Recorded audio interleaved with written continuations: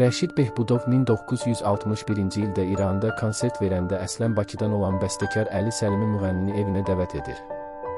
Rəşid Behbudov bəstəkarın evində qonaq olanda Əli Səlimi yenicə bəstələdiyi Sizə salam gətirmişəm mahnısından danışır. Bəstəkarın həyat yoldaşı Əli Səlimini yan otağa çağırır. Bir qədər sonra otaqdan xanımın həzin səslə, tarın müşayiəti ilə oxuduğu başqa mahnının səsi gəlir. Rəşid elə ilk notlardan mahnıya vurulur və onlara qoşulub zümzümə etməyə başlayır. Mahnı bitdikdən sonra müğənni Əli Səlimidən bunun kimin mahnısı olduğunu soruşur. Əli Səlimi bildirir ki, Rəcəb İbrahimi Ayrılıq adlı gözəl şeir yazıb. Mən də bir neçə gün bundan əvvəl həmin şeirə mahnı bəstələdim.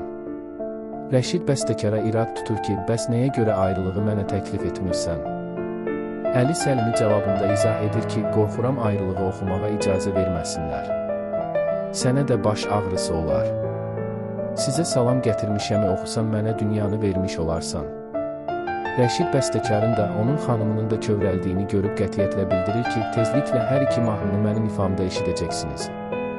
Bakıya dönəndən sonra sevimli sənətkar həqiqətən də hər iki mahnını, Sizə salam gətirmişəm və ayrılıq mahnılarını ifa edərək lentə yazdırır.